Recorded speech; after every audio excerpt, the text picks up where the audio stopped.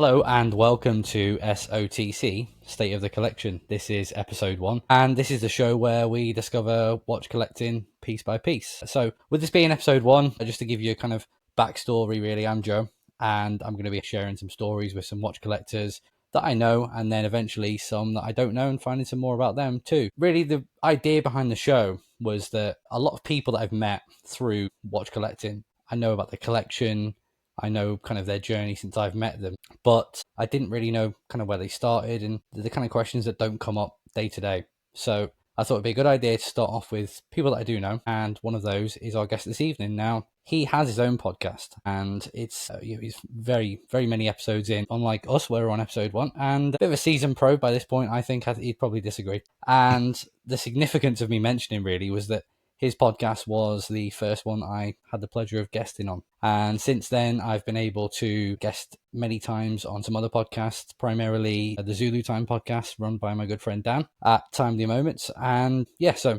got the bug for it, and here we are. And I kind of owe it to Jason. So good evening, Jason. Welcome, and thanks for being my first guest. Good evening, Joe, and it's an honor and a privilege to be your first guest.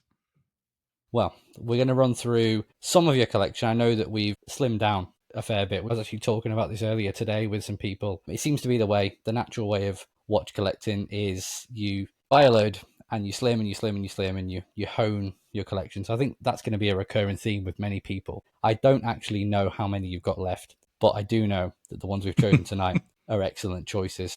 Thank you. So Jason, tell me and the listeners and the viewers, because we are going to have this on YouTube as well, just a little bit about yourself and kind of how you got into watches. So I'm originally from Southern California, born and raised in the States, served in the U.S. Navy for 20 years and retired from naval service. Still work like most people do and enjoyed working. The watch bug hit me around 2019, like right before COVID and everything kicked off. And I found it because I was really interested in learning the Aztec calendar, and I ran across a TGV video, as one does. Yeah. And, he does a great job of like melding art and all this other stuff into horology. And so I got really intrigued, and I was like, I had worn G-Shocks while I was in service. I had purchased a couple of fossils here and there just because they were easy to get. And, even back then I knew that the build quality was solid for them for the money you were spending. Definitely. Yeah. And then that kind of led to me, I think it was a Long Island watch video or someone, it was the Citizen ProMaster Diver Eco Drive. Okay. So I scored one off Amazon, like $119. I mean, it was dirt cheap. It was like one of their specials. Mm-hmm. And I learned about the Eco Drive movement before I purchased it. So that really sung to me. I'm like, oh man, false light, real light, can hold a charge for, 10 months, et cetera, et cetera. Yeah. And I got the blue colorway. Nice. And don't let me forget to bring up that Eco Drive because it reared its ugly head years later in a good way, in a good positive way. So if you hit me up, if you remind me, I'll remember to tell you the story in a little while. But I scored that Eco Drive and I loved it. And then I just, like one does, I just fell down the rabbit hole of watches. And I've been through a lot of phases. I've been through the phase of where I felt like I had to have one of each type of watch, like a dive watch, dress watch, a chronograph, a pilot's watch that wasn't a chronograph, I don't know. I ended up with a Spelunker watch eventually. Okay. You know what I mean? So I went through that stage. I went through, as I started to learn what I liked an awful lot more, I really was drawn to Seiko. I mean, that just kind of kicks off our relationship in a way. Definitely. Because Seiko is just the harbinger of good. And I fell in love with the samurais. So, shout out some of my early buddies, Adrian, who used to have a channel Somewhere in Time, and then Simon from Watch the Time. Great channels. I fell in love with the samurai. They basically enabled me, and I learned a lot about the samurai. And there's something about that case. It's just very industrial, reminding me of ships. And I love ships. I'm a ship guy. Not all ships are as attractive as others, but there are some beauties out there. Mm-hmm. And I think that's what the samurai case did for me. And then that evolved into, Seiko mods because I couldn't find the perfect Seiko. That turned into learning about the Shogun. And that's like, there's layers to our friendship. It was Seiko, and then Seiko mods, and then, Shogun love. I still have Zenbei searches saved for a Zenbei Samurai, a specific one, and a Zenbei Shogun, a specific one. Because I'll argue that I have one of my watches left because I couldn't find the perfect Shogun for me. Mm-hmm. I know there's plenty out there, but I hope they continue to make them because I think it's a very underappreciated, misunderstood, partially because of Seiko's inability to tell a story, which is odd considering Grand Seiko tells tons of stories. But I feel like that's an underappreciated, misunderstood line. For and sure. everyone I know that doesn't know about the Shogun that's handled one Mm-hmm. just is blown away, absolutely blown away by that watch line. Well, you know me, I'm always an advocate for the Shogun, and I think it's their terrible photos that they take of it just never do it any favors. Yeah. Yeah, the colors really don't, yeah, it never matches up. And then you're actually shocked when you see it in person. You're like, oh man, this is so much more attractive in real life. So that took me to Adrian from Somewhere in Time. He's a musician. So now I think he focuses more on his music stuff, but he's a big watch guy. He invited me to do a small little thing on he was doing a history of the samurai, like a whole thing on the samurai. And he had asked me if I wanted to help. And I said, yeah, by all means. And so I submitted some of my early photography, which now that I look at it is nowhere near. And look, I'm halfway decent photographer. I'm not saying I'm a good photographer by any means. I'm pretty good. Thank you, sir. I appreciate it. I learned as well. You taught me some stuff. You helped me out. A couple of bits. Yeah. And so I did that with Adrian. And then it was just, I got on when Rico had his podcast, Rico's Watches podcast, Miguel and P. Ross had me on SoCal Watch Reviews, and I would do some military stuff. I was invited on Sam's channel, Casual Watch Talk, and I did some stuff on there.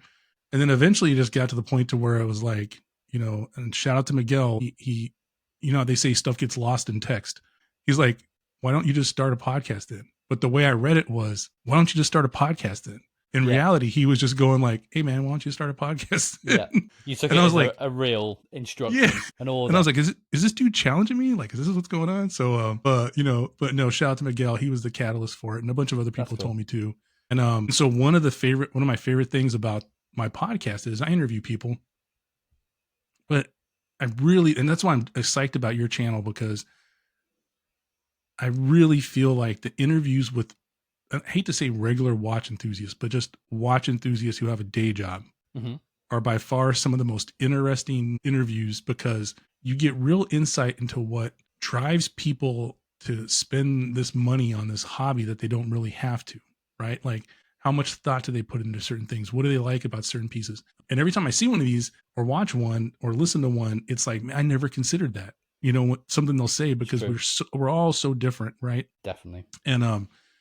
And so that's just how I got into watches. That's where I'm at now. I do a monthly show now. I have an interview coming out next week. It'll be with Mike Pearson. It'll release next week from Christopher Ward. That's cool. Yeah, some good information on there. I advise everyone to tune in, because you might learn some stuff. That's interesting stuff going on. And so I still write articles. I do reviews on occasion. I'm getting more and more picky about my reviews, because I feel like there's so many reviews out there. And then when you watch a review like Tim Masso's, I'm like, why am I even doing one, man? That thing's perfection. You know what I mean? He's got to the point where he's done the same watch, like not the exact same physical watch, but the same reference multiple times, because they've come across his bench. Yeah, because I think most of the watches that he has on his channel, he's selling. So I remember when I was looking for my chronograph, like, I think he's done it at least twice. So you can kind of watch him say very similar things, but in slightly different day on a slightly different angle, and say some slightly different words. And he covers most bases, doesn't he, to be fair? Yeah, no, he's great. And so that's where I got now. That's where I'm at now. And, to go back a little bit on the path, it's like, I'd be remiss if I didn't say thank you, because you taught me so much about Seiko, gave me good leads on where to learn things and where to buy parts from. You're most welcome. And it's I appreciate it, man. It's the one thing I love about this hobby, right? Now, not everybody's, you don't get along with everybody, because you don't get along with everybody in real life. But early on, like, you were already like, knee deep in the game. Like you were in it, right? And so willing and kind with the information, and patient with dumb questions, and et cetera, et cetera. And I remember Chrono Matt, we used to get on and talk with him every once in a while. Yeah. Yeah, you know what I mean? Like, it's just like the amount of stuff out there. And it was like, it really helped me hone in on stuff, because I was like, oh, like the whole military watch thing. It's having been in the military 20 years, it made me realize, like, I'm not really drawn to them. You know what I mean? Like, it might have been different if I'd worn some in service other than a G-Shock, but I'm definitely from the G-Shock generation. And so I still have one. I actually got rid of a Tudor FXD, because when I went brass tacks with it, I was like, this Tudor FXD is not doing anything. This GA1, I actually have a version I wore in Iraq, but not the actual one. But someone had hooked me up with the same model. Yeah, I think it's like the 5711. Casio G-Shock's numbers are too long, man. You guys they gotta shorten their numbers. But I got rid of the FXD and put it towards something else because I was like, the G-Shock when I go to the gym or when I exercise is going to do everything I need it to do. Mm-hmm. So that's Everyone's how got to have one. Yeah, everyone needs a G-Shock. Yeah, and that's my long-winded answer for like that's cool. How I got into watches and where I'm at now. Well, it's good because you've kind of nailed really why I wanted to do this show, because perfect example. How many hours have we spent chatting about watches? How many separate days? How many years has it been that we've been talking to each other about watches? I think the best part of 5 years is the answer. And I didn't know that your first kind of real, it's not surprising, but your first kind of real hook was that Citizen Eco Drive. So yeah, there you go. That's exactly why I want to do this, because there's questions that are unanswered. And whether people have listened to you before or not, I think that hopefully they'll find out a little bit more about what's kind of got you to where you are today and what's led you to put together this kind of collection that we're going to run through this evening. Oh yeah, I'm pretty stoked right now, but yeah, I appreciate it. I'm stoked for you, mate. So the first thing we're going to do before we actually go into the collection. So today's episode, the kind of general premise of the show that I'm going to be doing with each guest is they're going to choose a set amount of watches, and those watches, however many they choose, that's going to be the theme of the episode. So really, we've gone for 3 watches. So that's why your episode this evening is going to be called a trilogy. And we've thrown a little bonus watch in there, haven't we? And yes, it's one that we assembled together. It's a Seiko mod using some OEM parts, and yes, I'm still very proud of this one, to be fair. Obviously, I'm mostly tools down these days, but this one in particular I'm very proud of, and it's still, I think, between us choosing the parts and putting it together, it was, I think, an SPB 213 dial, if I remember rightly. Yep. And we had it custom printed with your logo and Marine Master case. So yeah, obviously it looks incredible. And I know that because it's got your logo on it, it's going to have to stay in the collection where many others have come and gone. So yeah, that was our bonus watch for this evening. But yeah, let's move on to wrist checks. I'll kick us off because this is going to be the first wrist check on the first episode. And today I've gone for my SKX 013. And the simple reason is this was the first watch that got me hooked to. And I'm sure it's the same for many people. Most people actually with the 007, but I'm a big fan of the 013 with its slightly smaller case size. And it's on an Uncle Seiko. I think it's executive, he calls it. Yeah. Uncle Seiko executive bracelet, which is obviously very, very similar to the Jubilee. But it's not the same. He'd probably asked me to caveat that. So yeah, I absolutely love this watch. It's got a sapphire crystal, and I think that's all I did to it, really. Just, elevated it a little bit with that. And what have you got on for the first of our wrist checks? I know you're going to do a couple. So I have on my Rolex Explorer II 16570. Polar. This is one of the transitional pieces. Has drilled lug holes, solid end links, super luminova with the 3185 movement. I have a video on my channel when I did it, I think like 2 years ago, where I just talked about my love of the Explorer II. And it's just been a culmination of trial by error and going through stuff. And I think it's been,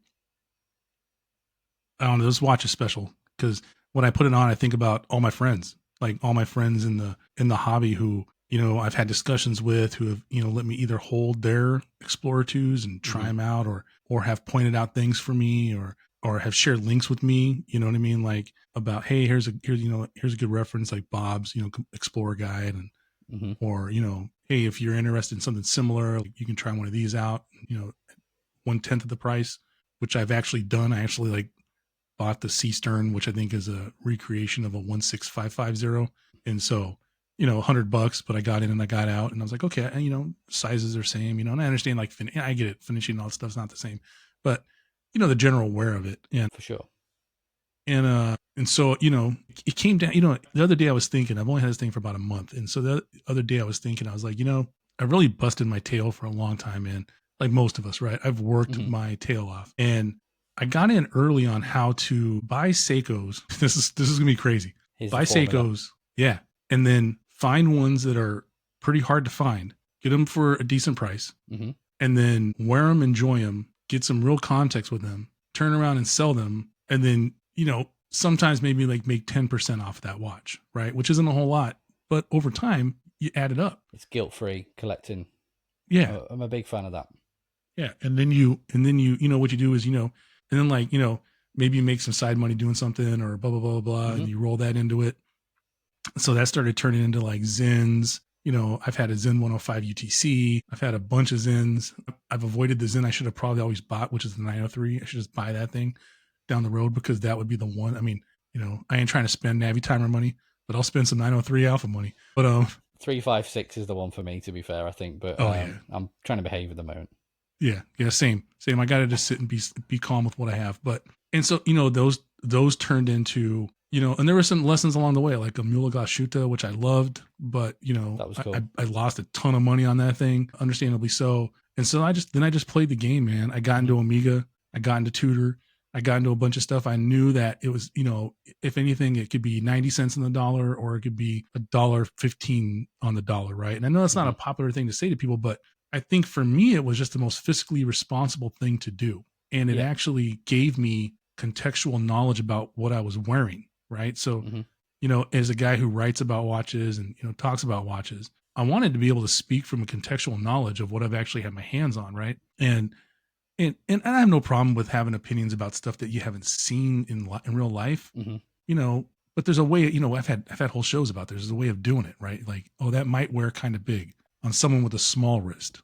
Yeah, you've got to build your way to the opinions that you formed, and you will never have all the information, but at least you can kind of sit on that hill that the opinion that you've got and the way you express it is constructive and well-rounded and based on a good foundation of collecting and buying and selling a lot of watches over the years that I've known you. To be fair, there's been a few in and out the door, but yeah, I mean, I think you said a culmination, and I think that it's definitely come across that way to me. I know that it's been a very big milestone for you. What drew you to the Explorer II over, whether it be a Rolex or any other kind of GMT watch at that level? Oh, that's a good question. So it's obvious. I mean, I'm not a small guy, but I ain't trying to, get down in the middle of the street for something that's so readily, obviously there, right? And I feel like that's what the Submariner's at. It's just too noticeable. And if I'm being quite honest, everyone and their mother's got one, right? Like it's not, if you have one and you aspire to that, by all means, I'm happy for you. But in that instance, like I've seen a million of them. And if I was to get one, it'd be the Sea Dweller, because I got that kind of problem where it's like, well, I might as well get the more capable Submariner, even though I'm not even going to use it, but I have a nice desk, man. And, my desk is worthy of the Sea Dweller, but serious diving, yeah. Serious desk diving, yeah. But there's always been something about the high contrast. And I went back and forth between the black dial and the white dial. My next question actually was going to be, what made you choose the white dial over the black dial? I know that it can be, polar dial I think seems to be the most popular, but there's definitely kind of two camps on it. So what made you choose the white dial? So I've tried them both on in the 40 millimeter, and my eyes could see them equally as well without glasses, right? Okay. I wear readers like day to day. I don't wear them like walking around. I could see it, so that's a big thing for me, contrast. And then number two, to my eyes, I have a 7 5/8 inch wrist for anyone at home that wants to look.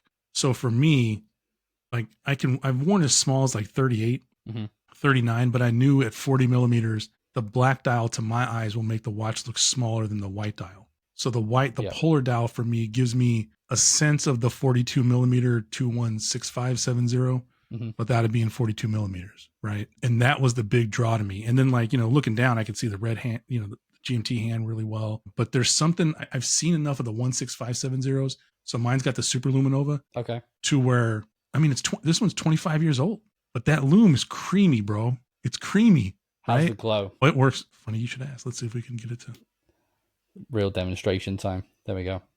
Have torch will travel and just catch it. Yeah. They do sometimes fade, lights. But how many years did you say? About 25 years. So 20. It's still going. But I mean, I imagined that Rolex were going to be using the top shelf of Super Luminova powder anyway, to be fair. Were they using Super Luminova or was it Chromolite at that point? So according to everything I've read, they went from Tritium to Luminova to Super Luminova.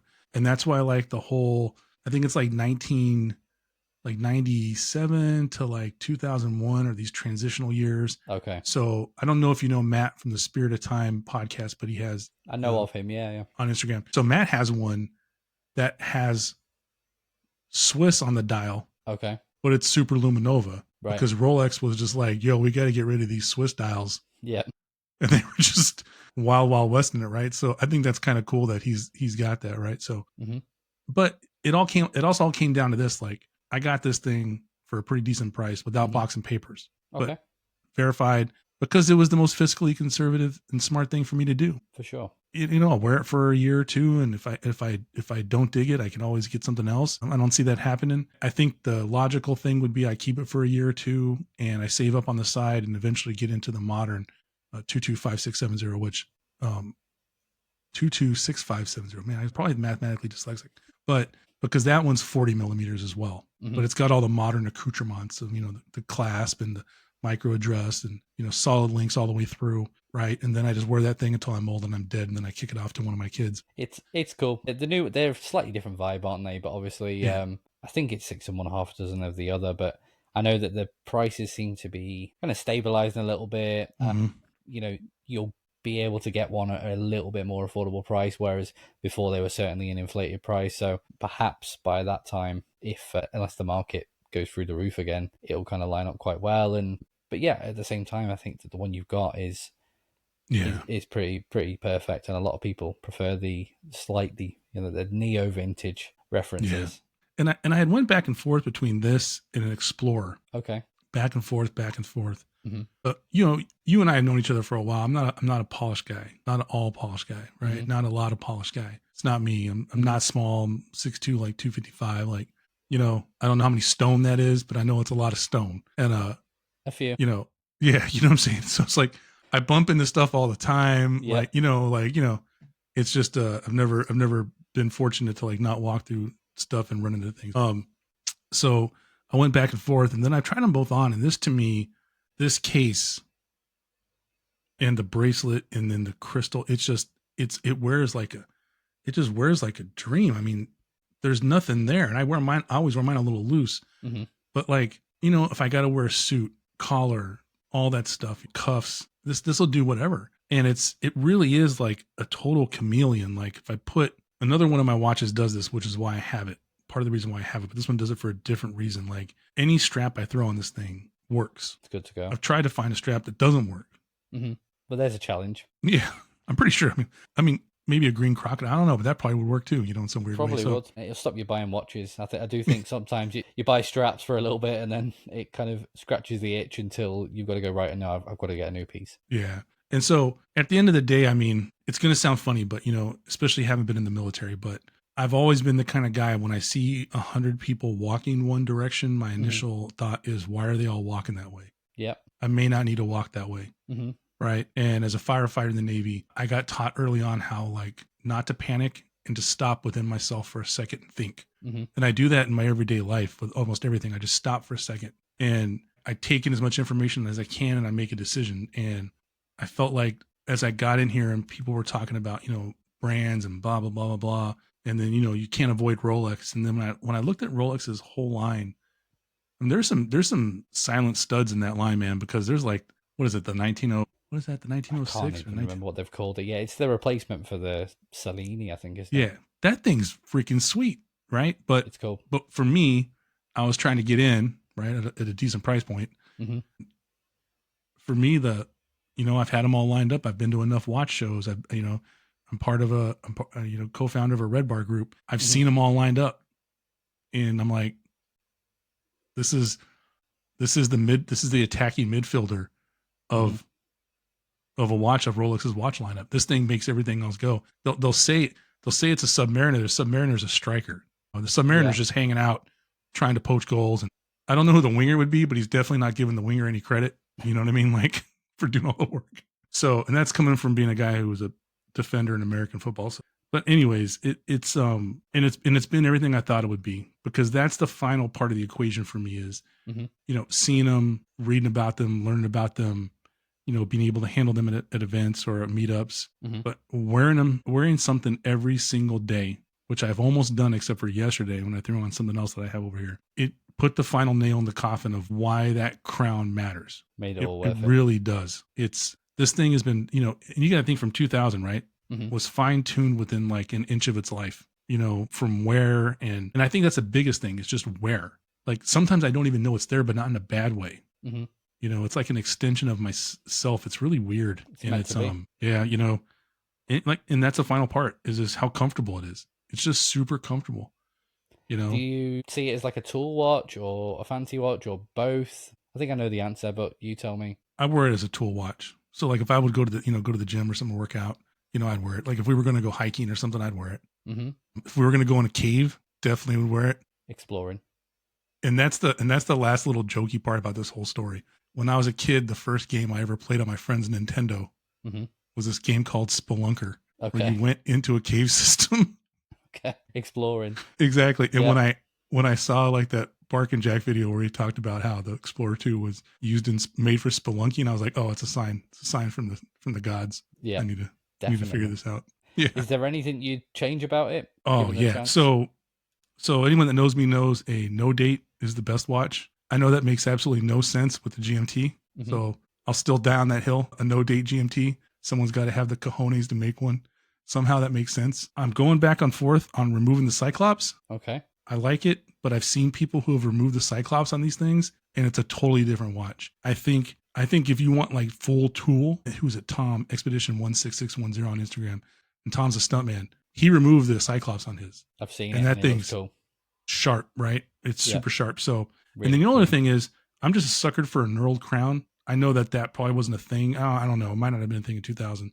Probably not. But I think for my hand, I haven't had, we talked about it, haven't had hand surgeries and stuff. And that knurled crown, bro, is just the way to go. It just makes everything so much easier to operate. But other than that, I mean, I can't really find any faults with it. Like even I've had some people talk about how the dial on this, this version is gloss, not matte like the new ones. Mm-hmm. But I haven't had too much trouble with it. It's not so glossy that it interferes with anything, And then the black indices outlining, that helps with the contrast a lot. Mm-hmm.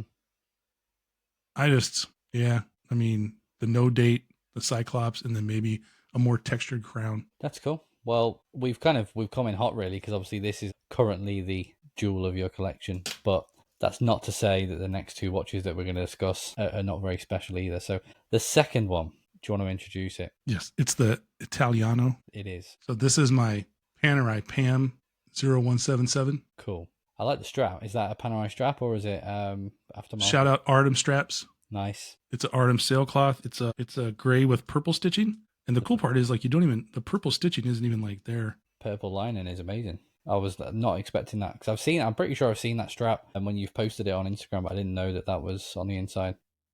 Yeah. It suits it really well. 44 millimeter on my 7 5/8 inch wrist. The cool thing about this watch is it's titanium. Cool. So titanium with a manual wind. Mm-hmm. I've seen this thing written 14 different ways, but it's a manual wind unitos movement, which is really a modified ETA movement. Okay. And then it has all the finishing. I'll show you again right here. Nice. Bit of striping. All the finishing. And so shout out to my boy Bo over at Bo Knows Luxury. He's an Air Force veteran, independent dealer. And we just became friends without me even really knowing he was a dealer because he was trying to get in with us at Red Bar because he was coming out from where he was stationed before until to where we're at now. And then we just started talking and, I'd always been interested in Panerai, but like all the stuff you hear about Panerai, about how easily they're faked and blah, blah, blah, blah, blah. I was like, I'm never buying one online. I'm just not doing it because you never know.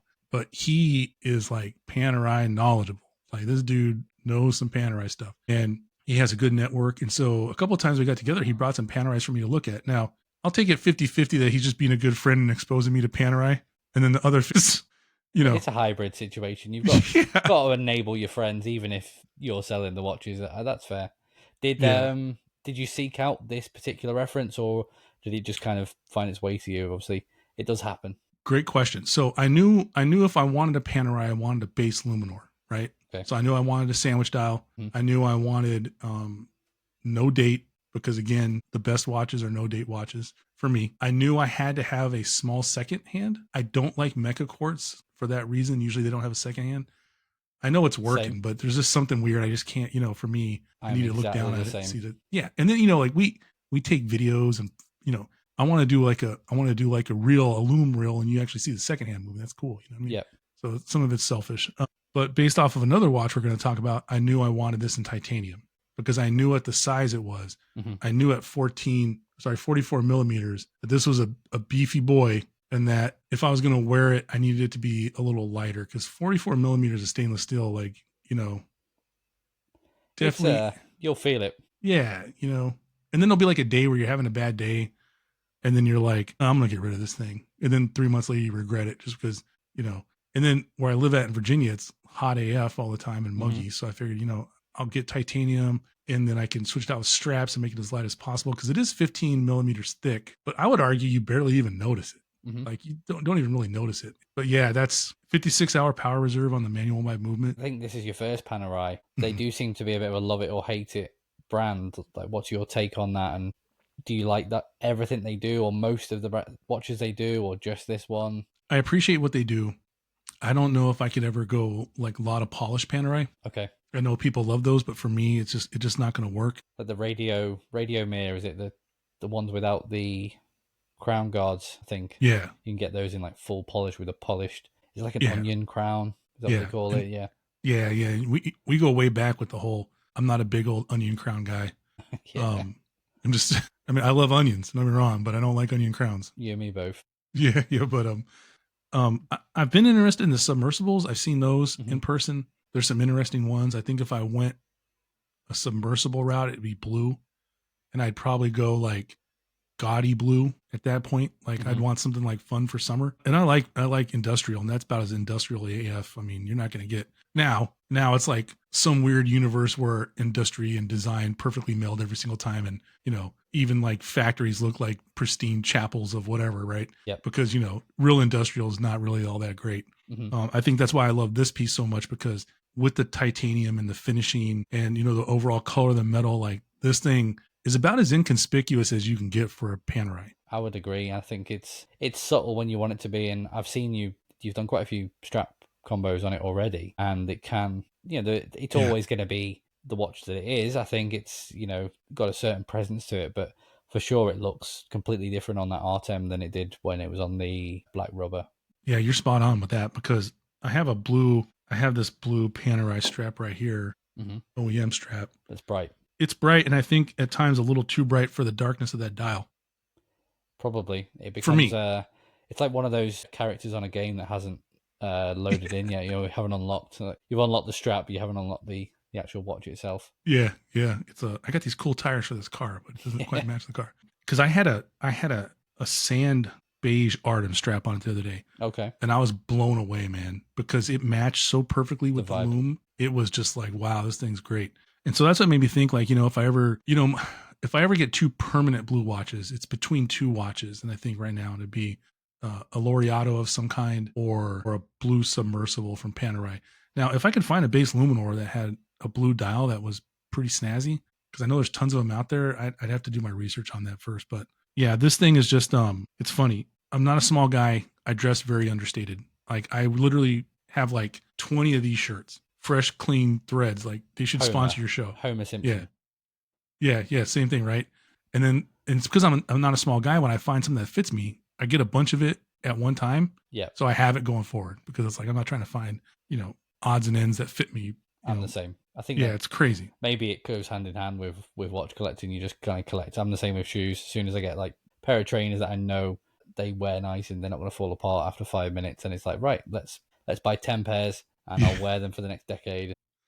Yeah, it's awesome. It's a way to go, bro, because 8 years down the road, when you're at the next to last pair, yep, you're like, I'm really glad I did this. It was an investment in me. Yeah, I totally get it, man. And so I think that Panerai is like an embodiment of me a little bit, right? Because that's how I kind of like do my thing.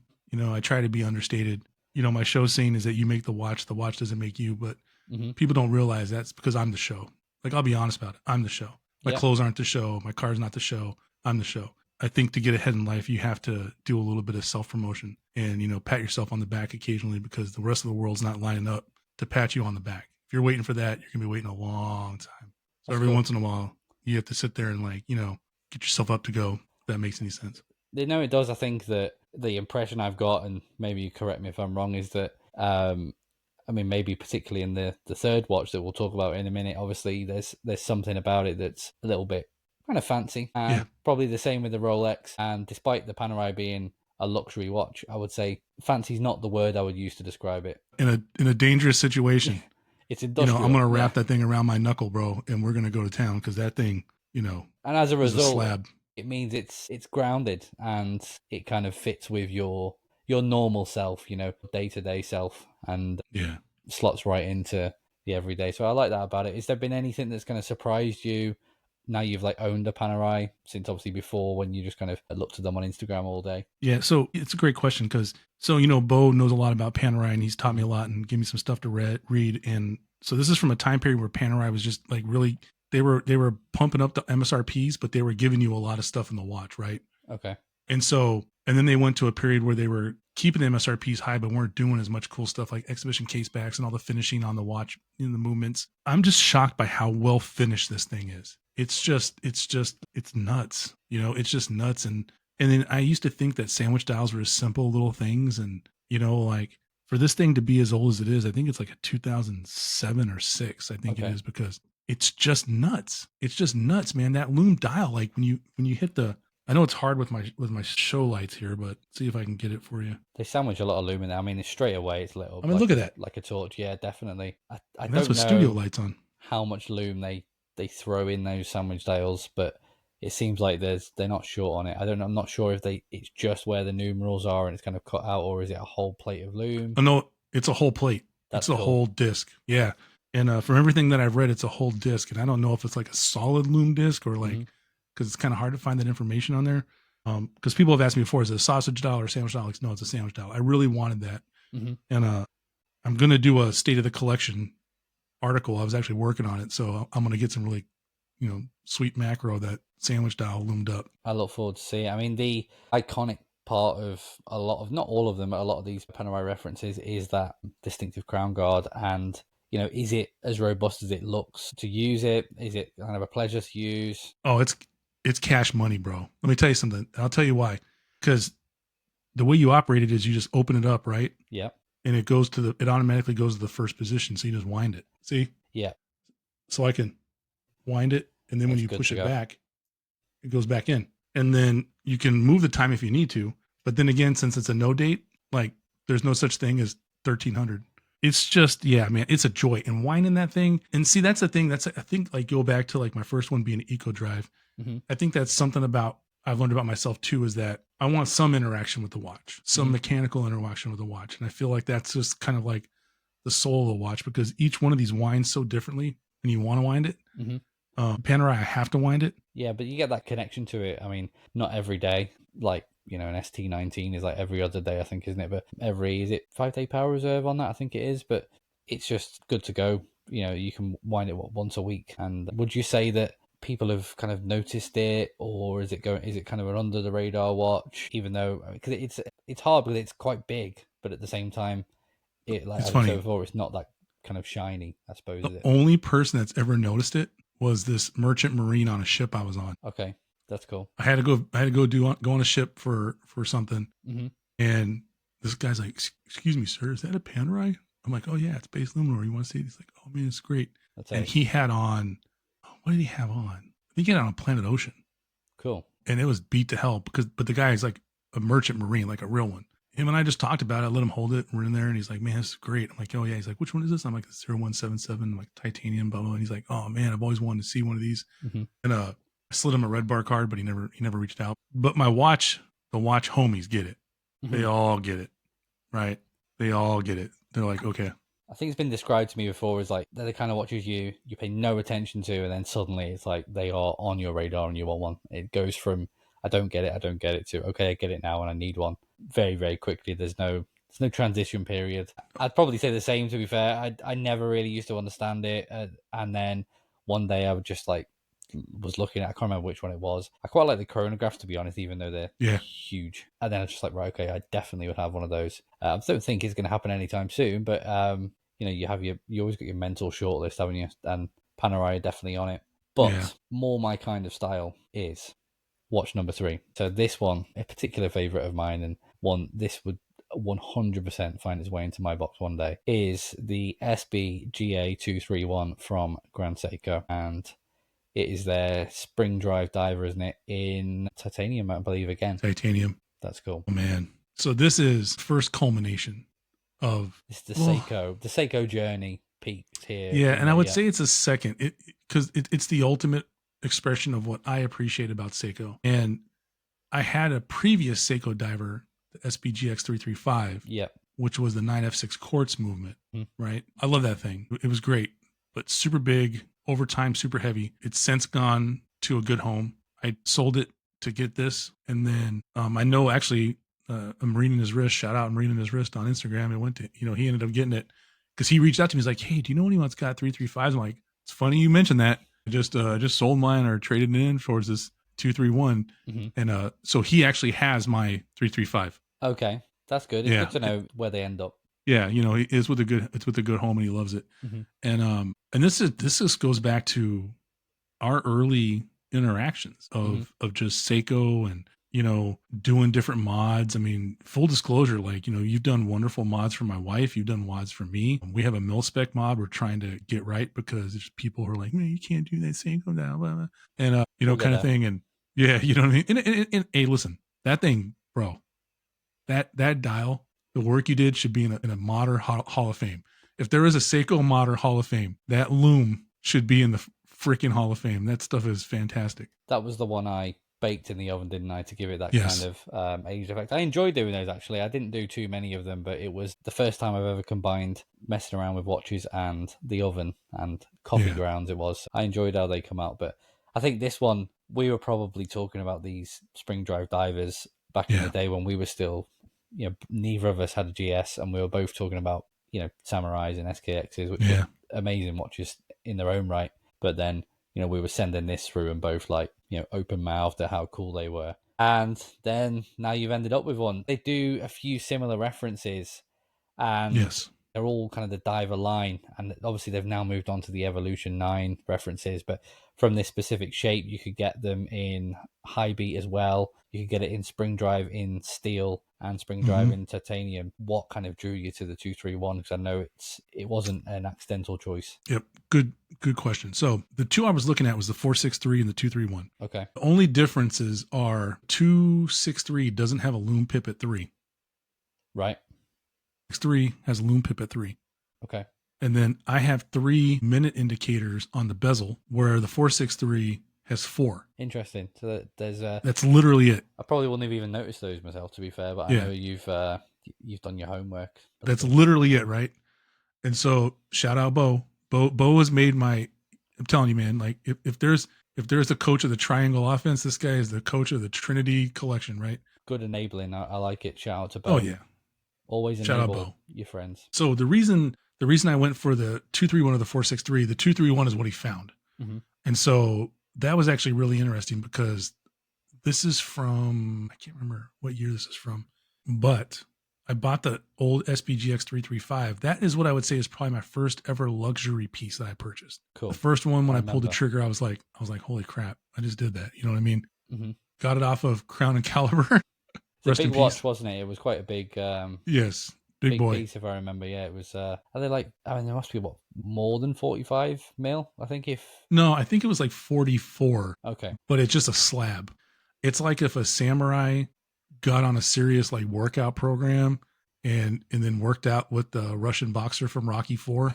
Like it's a big old hunkin' like slab sides, wasn't it? Whereas like Seiko's generally known for having kind of curved, like scalloped sides, where it was quite almost more like a Sea Dweller case, even though the crown setup's a bit different. Yeah, it's a big boy, but beautiful watch. Very much so some inside baseball is that the color I associate with my wife is yellow. Okay. And so I specifically found that 335 because it had yellow markers around the minute track, right? And so, cool. Then I told her, I said, hey, look, because my wife's into watches, not as much as me. She doesn't have the disease, even though she has more watches than me, and I would say has a cooler collection than I do. Okay. Yeah, full disclosure, I had a Tudor Ranger that I was going to trade in on something. And one day she was like, you're going to trade in the Ranger? And I was like, yeah, And she's like, looking at me, I'm like, what, do you want it?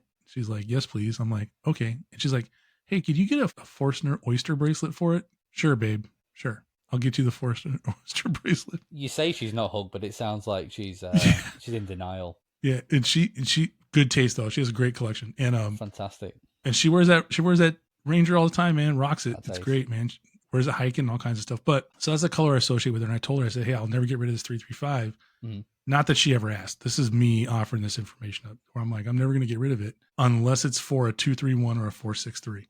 That's it. And the reason why is because when I researched, because there's like a 031 that's titanium. Yeah. There's other older models that go back, but they're stainless steel or they're high beat.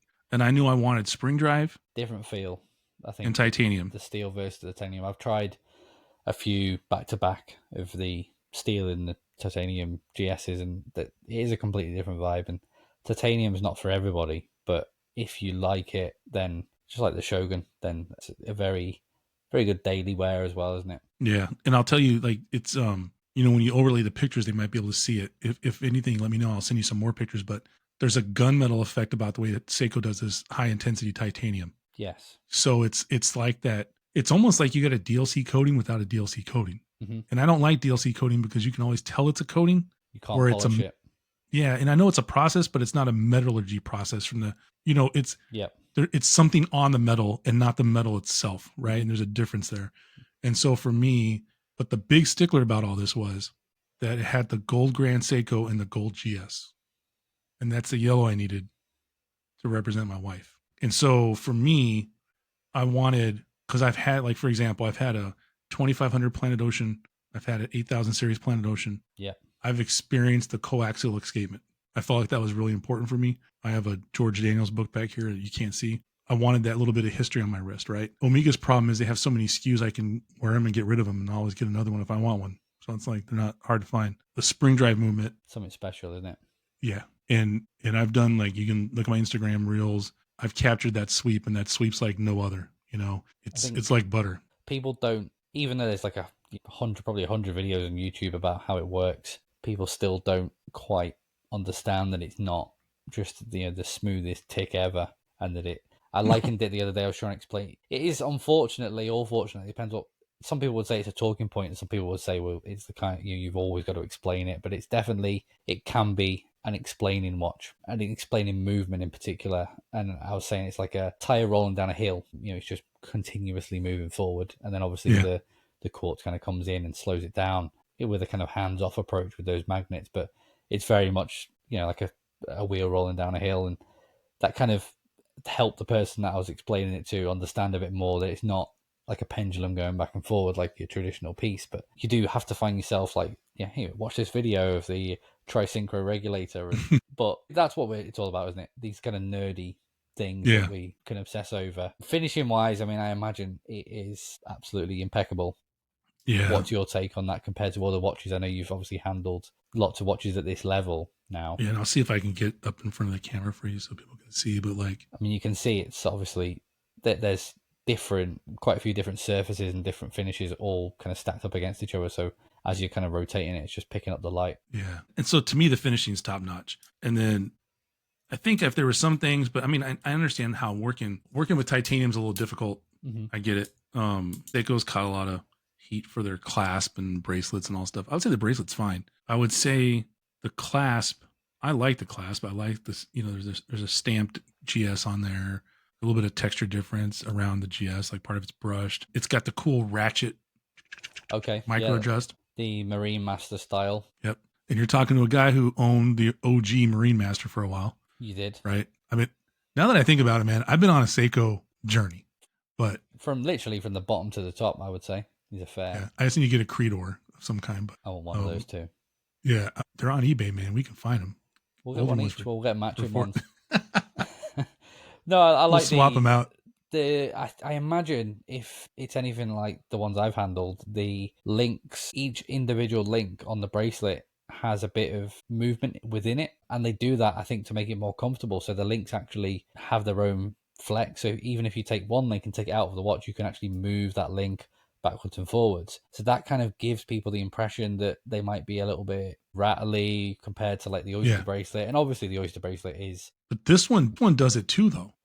Well, I guess that's a Neo neo vintage, but Yeah. the latest ones, they have set obviously like a benchmark in terms of Yeah. link They're probably being really solid. tight. They are, but then with the GSs, I think that they get a little bit of unfair flack because they've got that kind of built-in comfort between each link, where there's like articulation between the three parts of what's essentially their oyster bracelet. Actually, it's like a 5-link design, isn't it, on the GSs? And then in between each link, there's also like a little bit of space for like ventilation as well. Mm-hmm. And between all that, it does give a little bit more flex than you would find in a modern oyster. But obviously, the trade-off of that is that they wear exceptionally comfy, probably I would say closer to like the Jubilee kind of wrap than an oyster. But yeah, people obviously they're very well known. The clasp and the bracelet of GSs get a lot of a lot of hate online, don't they? Yeah, and it's interesting. It's like people like to hate. Yeah, it's just people don't want to be happy, man. And It's true. So it's a funny story. I just got one of the. I actually just saved myself money by finding one of my cars in my dreams. And for those of the people that are on Instagram, they know what it is, right? But I've always wanted a fast wagon, so I found one. The funny thing is, I went down in car payment. I went down in overall amount owed, and my insurance went down. So it's like a win-win-win, right? Good maths. But I've had people say, "Oh, well, it's only front-wheel drive." It's like, bro, what do you want, man? Like, what do you want? Like, for me to get the all-wheel drive, I can only get like 2 models. I'm not out there I'm not going out there on a circuit. I'm driving back and forth to work, and then me and my wife are going to dinner or getting groceries. Are you serious? How often are you demanding those? Because as far as I know, before this ends up a car show, but as far as I know, in like a wagon like that, generally, unless it's like a Subaru, the rear wheels only kick in half the time anyway. Yeah. In certain conditions, so you're kind of dragging them around most of the time. And it's the same in a lot of cars, including, things like Audis and stuff like that, which are well known for their 4-wheel drive systems. But it's not the same as when you've got like 2 locking differentials in your 1980s Land Cruiser or something like that. But I know what you're saying. Someone's always got something to say, and people are more inclined. It's like reviews. You go on like a restaurant or something, and it's harder to find a genuine good review because people have a nice meal and they go home. People have a bad meal. The first thing they do these days is get their phone out and start typing messages towards the owner. Yeah. And I think that's, that kind of aligns with this piece, right? Because if we look at the very best things in our lives, right? Like, I mean, and by that, I mean people, right? Yep. Probably people, probably our dogs, but probably people. We're all imperfect, right? This is the perfect Seiko for me, and it's imperfect. The woman I'm married to is the perfect woman for me, and she's as imperfect as I am. And, we love our 2 dogs, and they're definitely imperfect. Right. But it's like, I go about my whole watch thing of just trying to be happy for my friends. Like, bro, when you got your Grand Seiko, right? I did like an NFL head coach punch in the air, like, which was really odd because I was in like a supermarket and people were looking at me funny. But I was like, hell yeah. Because I know how much you appreciate that brand, right? And how much you appreciate the history and your deep understanding. And for you to have not only a kick-ass Grand Seiko, but not one that everybody has. I do like to be different. Yeah. It's been which known. Is something cool. Yeah, I think that we enable each other through this, and there are people that try and pull you back down, and there are people that kind of hype you up, and it's a very obvious thing. Everybody knows the right people they need to surround themselves with, and whether that applies to cars or watches or anything else, you don't end up down a Grand Seiko rabbit hole by listening to the negative people online that just constantly compare it to a Submariner or something. If you really want a Grand Seiko and you want to really appreciate the fact that you're talking about hand finished watches, like my Chrono's a hand finished watch for less than 10k retail. There's not a lot out there. Even Rolexes. There are a lot. I believe it's rumored. Please don't come after me, but there are a lot of robots on that production line, and it is a bit different over at GS. I'm sure they've got some machinery and some robots as well, but I know that there's plenty of craftsmen, and Zaratsu is 100% done by hand. Yeah. And it's got to be seen to be appreciated. Yeah. And that's so that this piece came down to me is like, of all the things I own, this is the perfect blend of industry and then craftsmanship. It's, to me, for me, this is very industrial looking. The bezel, some parts of the case, but then again, like there's just the brushing. I know that brushing was done by hand. I know that the polishing was done by hand. The biggest compliment I've gotten this systematically on this watch are people that see it in real life and can't believe the color match between the bezel and the dial. They can't believe it's the same black. They're made of like different materials as well, and they've still managed to nail that. So But Yeah, again, attention to detail, isn't it? yeah, it's a polished black metal bezel. Okay. There's a special thing they do, but when you see it in real life, the blacks match. Mm-hmm. And you know how annoying that is, right? Because we're black t-shirt guys. So like when you have one shirt that someone accidentally dried or something, now it's like you're like, no, it's not the same freaking black. I gotta donate that shirt, right? Because it's like I can't have my shirts not be black, you know what I mean, kind of thing. And then just of all my pieces, it's the one that centers me the most with why I stay in this hobby. Because I'll be honest, there's been moments where like I get on Instagram, I'm like, dude, I'm out. I'm punching out. Yep. Because it's like, and I'll say it like this: you're talking to a guy who's understood how bad the world's been since 1990, when I was 14, probably earlier than that. Yeah, let's say like 1984 when I was 10. So I've known the world's a bad place. Mm-hmm. I made a choice to go out and try to make the world a better place. I don't need to be constantly reminded about how bad the world is, because I'm still trying to make the world a better place. Mm-hmm. And this is my one little escape, you know, because my other escape is the gym, where I just systematically beat myself into oblivion because I'm already broken, because I've tried to make the world a better place. Mm-hmm. And that's an awful lot for a watch thing, but that's why you can go through my feed on Instagram and I don't talk crap about people's watches. I don't put people down for their decisions. I don't say yeah, but to people. If that's your jam, then it's my jam for you too. You got to roll with it. You got to go with whatever you feels best for you in this hobby, for sure. Because I don't know you and I don't know your life. You know what I mean? I don't know what some people I do. Some people I do truly knows what makes them happy, right? Yeah. But like for me to really know someone, I have to be around them all the time and like spend years. You know what I mean? Like it's like, so all I have is this digital medium for us to go through. Mm-hmm. So it's like, you know what, man? If you like this, dude, have at it. That thing looks great on your wrist. It looks. I mean, that GS looks great on yours. The thing I wanted to ask you actually was the power reserve indicator is something that a lot of people like to whinge about. We're talking about obviously negativity, and it's a strange thing that GS does have this split. I mean, it's divisive, and this hobby in itself can be quite divisive. I do think there's the people who get it are obviously, you know, very pro, you know, almost like people like us. We've got so much positive, you know, energy to throw towards the brand and what they do and the watches that they put out, and then obviously other people that, if they don't get it, that's fine, but that kind of can culminate in this, like negativity towards choices of design, choices of glass, choices of bracelet, and choices of power reserve. Now, the spring drive movement in itself is known for having this power reserve indicator. Do you like it, or are you glad that on the newer references they've moved it to the back? It wouldn't look right to me without it on there, but and maybe this is an east-west thing, but I would have had the full power reserve at the top, and not at the bottom. Interesting. And I would have had the full power reserve black and not white. That's because to me, from a military background, top is full. Yeah. Darker is full. Like a fuel gauge. But maybe it's something culturally that I don't understand.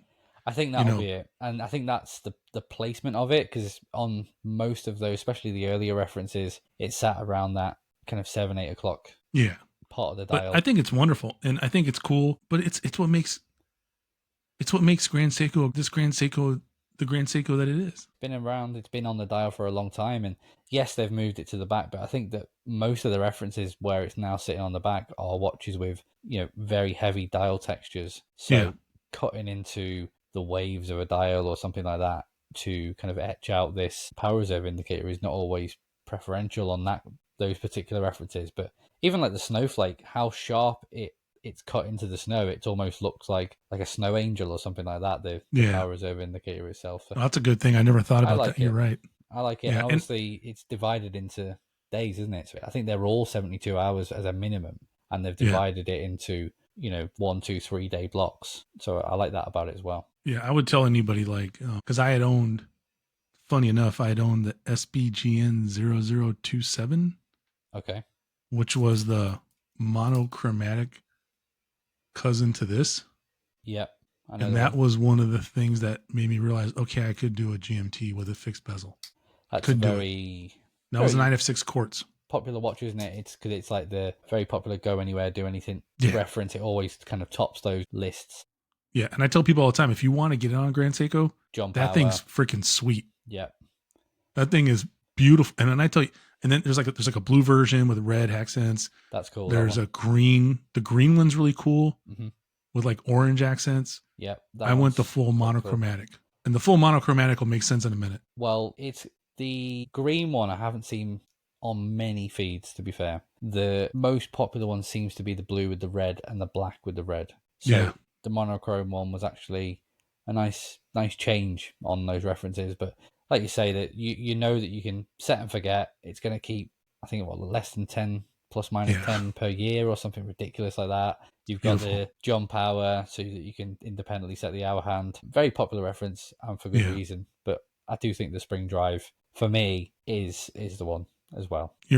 I agree. So would you say that is there another Grand Seiko that you consider chopping this one in? If you kind of take the gold for your wife out of the equation for a second, is there another Grand Seiko that you would swap this one for? No. This one's never leaving. This wing of the billing is closed. That's cool.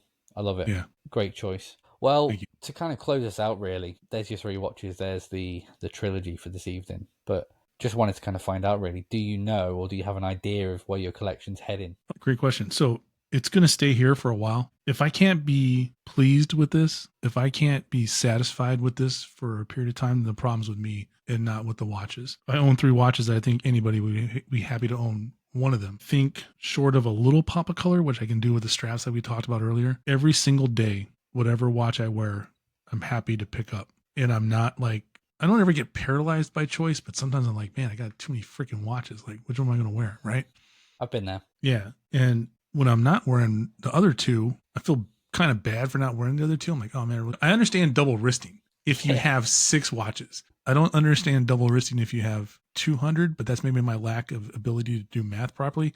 Because I think mathematically, if you had 200 watches, double wristing makes more sense. Yeah. If you love all 200 watches, but I'm not trying to have 200 watches. And could you love all 200? It is the real point, isn't it? Like, is it even possible? 2 people, you and I, that have both had, more than, there's been periods of time over the last couple of years where we've had more than 20, probably more than 30 watches at one point.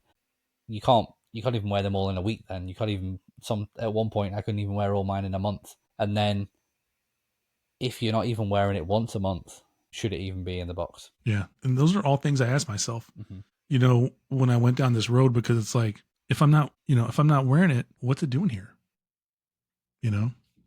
That's a fair one. Well, that makes sense to me that it's going to stay as it is, because I think that's a really good point. The watches that you've got are incredible. If you can't be happy with them, if you've had them 2 years, then I'd say that, in my opinion, it's okay for you to say, right, I'm bored of this, I'm bored of that, I've given them a good go. But there's a very big risk, isn't there, with this hobby, that kind of honeymoon period, which can be anywhere between 3 days and 3 weeks or something like that. And then if you get a Rolex Explorer II and after the honeymoon period you don't like it anymore, then you're right, the problem is with you, I would say.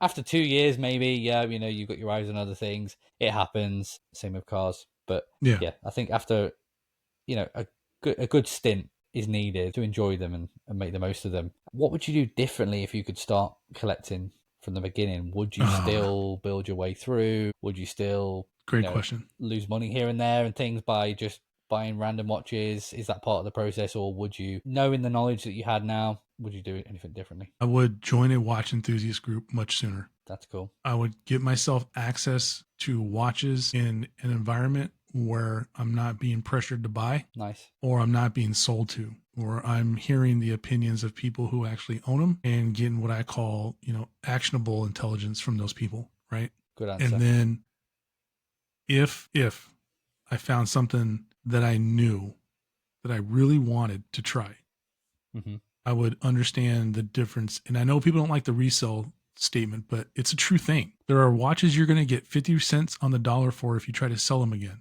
There's watches you're going to get 90 cents on the dollar for, or if a pandemic happens again, $1.30 on the dollar for, right? If your watch happens to fall under the guise of you might get 90 cents on the dollar, do whatever you got to do to get that piece on your wrist, wear it, live with it, enjoy it. Because number one, you deserve that if you work your ass off. Excuse my French, because a lot of us do. So get it on there, live with it, wear it, and then actually stop and appreciate what you have versus what you don't have. Because I feel like we all appreciate what we don't have. There's a lot of lust. A lot of lust. Yeah. When you have cool stuff right there, right? But and then we dance around it, right? Like, it's like, I'm going to get this. Like I'm all for homages. Like, I love homages. There's some that are done better than others. There's some that really give you like, like a 75% solution for what you're trying to figure out if you want. By all means, get a couple, wear them. Do I like the form fit function, blah, blah, blah. I know the other one's going to be nicer, but go to an enthusiast group, join one, because the good ones, like ours, we don't care if you got a Timex. We don't care if you got an FP Journe. If it's your jam, it's your jam, and we're excited for you, and we learn about it, right? But it's a free education for you.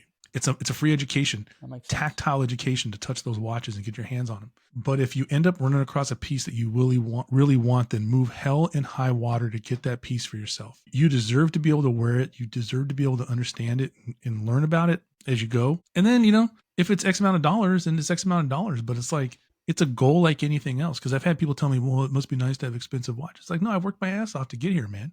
I've really worked hard to get here. You got to have something to aspire to. Yeah, and I'm glad you said that word, because these little well, not really inanimate because they move, but these little objects are a window into us, right? Agree. And if you value yourself, which we all should, and it's harder for everybody. It took me a long time to value myself. Then you deserve to have something that you want that means something to you. It's not the quick pull. It's not like, instant gratification. It's not lying to yourself like this. Somehow this X brand is just like this other. No, it's not. It's not.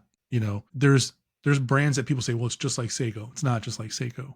Everything's. I think that thing that matters to you and that thing that you aspire to. It's not watches for everybody. It can be, a totally different category for other people. But when it is watches, and if you're that person that it is a nice watch and it's the one you wanted, then when you really nail it and you get the one you want, then obviously none of the other watches compare, none of the other parts of the journey. I like the idea what you said about the kind of group, because I think when you meet up with people through this hobby and you experience those watches that are either vintage or micro brands or just not kind of mainstream, and there's nothing wrong with mainstream watches, but you can go to many shops in every city, pretty much, I imagine, in every country across the world, and try on a Tag Heuer, and they're great watches. Most of them, some of the entry-level ones I've moaned about in the past myself, and I think some of it overpriced. But I listened to that podcast. I listened to that episode.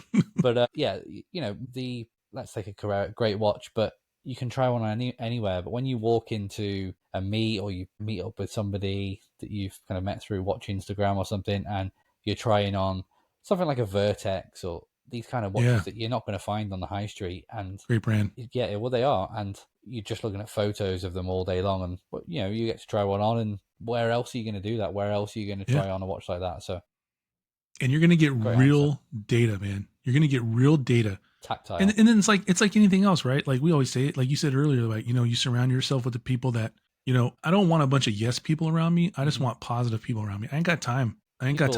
He'll give you the opportunity to form your own opinion. Yeah. They can express theirs if they like, but don't tell me what to like. But by all means, give me an opportunity to see if I'll see your watch the way that you see it, or whether I'll think, it's not for me, whether I'll think, I would never spend that much money on that. Obviously, the way you phrase it back to somebody is very important.